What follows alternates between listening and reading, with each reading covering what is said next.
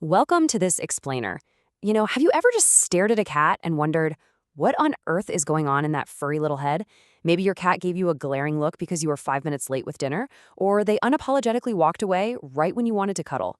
We usually just brush these moments off as quirky pet biology, but today, we're going to look at feline behavior through a completely different lens.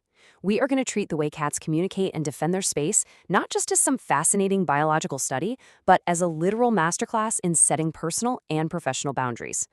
Okay, so here's our roadmap for today. We'll start with our desperation to translate feline actions, move on to stopping the mislabeling, decode their body language, explore territory and space, learn the power of saying no, and finally, wrap up with setting clear human boundaries. Let's dive in. Section 1. Desperately seeking feline translation. Let's talk about our massive, undeniable cultural obsession with figuring out what our feline friends are actually thinking.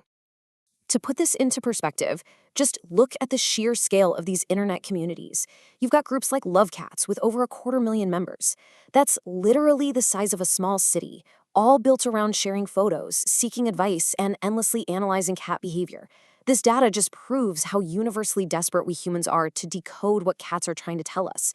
We crave that connection, but, well, because cats don't speak human, or dog for that matter, we're constantly searching for a translation. Which brings us to Section 2, stop mislabeling your cat. Because this desperation to translate often leads us straight into a trap of harmful anthropomorphism, where we just assign human flaws to animal behavior. And because of this, we routinely mislabel biological distress. We love to say things like, oh, he pooped on the rug just to be spiteful because I left for the weekend. But veterinarians are incredibly clear on this. Cats literally do not possess the emotion of spite. Actually, scratch that. They don't do revenge at all. When they behave out of the norm, they're trying to tell us something is wrong. They act out when they're stressed by a change in routine, bored, or in physical pain from things like arthritis. Calling them vindictive just delays us from giving them the help they actually need. And here's another incredibly common myth. We call cats aloof. But cats aren't emotionally unavailable just because they aren't, as effusively affectionate as dogs. They actually mirror the trust and energy we project. A cat shows love in really subtle ways. A slow blink from across the room, or just choosing to sit near you while you work. When we expect them to act like dogs and then pull away when they don't, we are the ones creating that emotional distance, not them. Let's clarify the science here because comparing them to dogs is just fundamentally flawed. Cats are biologically entirely different. Dogs evolved as pack animals, right? They're hardwired to conform to a hierarchy with a dominant leader, which is why they respond to discipline with submission. Cats, on the other hand, retain the solitary hunting instincts of their ancestors. There is no fixed hierarchy, no alpha. If you try to dominate or punish a cat, they absolutely will not submit. They're going to either fight or escape. You just can't force a relationship with a cat. It has to be negotiated on terms of mutual respect. Section 3, decoding feline body language. So if they aren't using human or canine emotional cues, how do they communicate? Let's decode it. Just look at the stark physical contrast between these two postures. On one side, we have an alert, happy cat. The face is completely relaxed, ears are forward, and that tail is held straight and high, a very clear sign of pleasure or greeting. But on the other side, we've got the defensive threat, the classic Halloween cat. Ears flattened back, body turned sideways, fur standing straight up. The cat isn't doing this to be mean. It's a defense mechanism. They're making themselves look huge to establish a firm boundary and avoid a physical fight.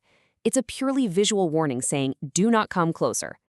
Now, if you ignore that defensive boundary, the situation escalates into an offensive threat. This is where you get the dilated pupils, whiskers fanned straight out, ears totally flat, and a snarl. Unlike the defensive posture, a cat in an offensive threat faces you head-on with direct eye contact. Make no mistake, this is a rigid, inflexible line that you should not cross. The cat is communicating its limits with absolute, uncompromising clarity. Section 4. Territory, scent, and space. This body language doesn't just happen in a vacuum, by the way. It's deeply tied to how cats view their physical environment. You see, cats have a really deep biological need to define and defend their personal space. Every cat establishes a home base. Maybe it's a specific room, a cozy corner, or a piece of furniture that is indisputably theirs. And those boundaries are vigorously protected.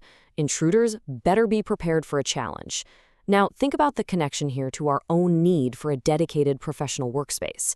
Just like a cat defends its territory to ensure safety and peace, we professionals need to fiercely protect our time and space if we want to maintain focus and manage our energy. And they define this territory so brilliantly through scent. You've probably seen a cat rubbing its cheeks against a fence or a chair leg, right? It looks cute, but this gentle rubbing is actually a highly sophisticated way of depositing pheromones from glands on their face. They are literally laying down a nonverbal boundary that leaves a lingering message. This space is mine.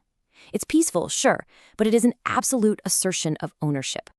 Moving into section 5, the power of saying no. Let's pivot from the physical to the psychological. How exactly is this feline communication a lesson for our own human boundaries? Well, contrast the absolute clarity of a cat with our human hesitation. Why do we struggle so much to just say no? We're terrified of hurting someone's feelings. We carry around this overwhelming guilt. We completely cave to the pressure to people please. And in the professional world, we overload our schedules simply because we worry about missing future opportunities.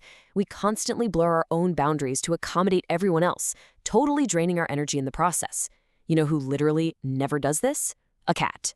To fix our people-pleasing habits, we can actually look at the natural, guilt-free progression cats use to say no. It's a step-by-step masterclass. First, it starts with a simple visual warning, the look. If you don't catch on, the tail starts thumping, a clear physical sign of irritation. If that still doesn't work, step 3, they simply get up and walk away. They unapologetically remove themselves from the situation. And if they're cornered, a hiss or a swat to enforce the line. There's no guilt, no agonizing over whether they offended you, the boundary is just set.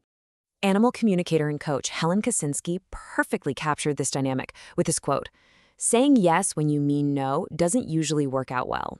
It's so true, isn't it?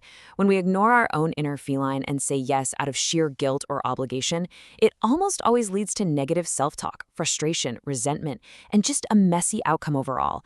All of that could be entirely avoided if we simply embraced the clarity of no. Which brings us to our final section, number 6, setting clear human boundaries. Let's bring all this together and apply these feline techniques to our real lives. Adopting an unapologetic cat persona fosters significantly greater self-respect. Just like a cat defending its home base, communicating your limits without apology is a healthy act. It is not mean. Boundaries aren't about aggressively pushing people away. They're simply about communicating what is okay and what is not. In the workplace, setting these clear boundaries, like declining a meeting that doesn't even have an agenda, or fiercely blocking out your focus time, is absolutely crucial to protecting your energy and actually improving your professional output. We can even turn these instincts into an actionable guide for your day-to-day life. You can literally mirror a cat's behavior to protect your personal space. Step 1, recognize when you feel crowded. That could be physically, like someone standing way too close, or emotionally, with someone demanding too much of your time. Step 2, politely but directly communicate your limit. And step 3, if they don't listen, do exactly what a cat does. Take a physical step back yourself to enforce the distance, or just walk away. You control your space. I'll leave you with this provocative thought to chew on. What types of boundaries feel missing in your life right now? And how can you channel your inner feline to stop hesitating, drop the guilt, and start unapologetically defending your own territory? The next time you find yourself really struggling to say no, I want you to think of the cat. Own your space, communicate your limits with total clarity, and never be afraid to just walk away. Thanks so much for joining me on this explainer, and until next time, stay curious and stay focused.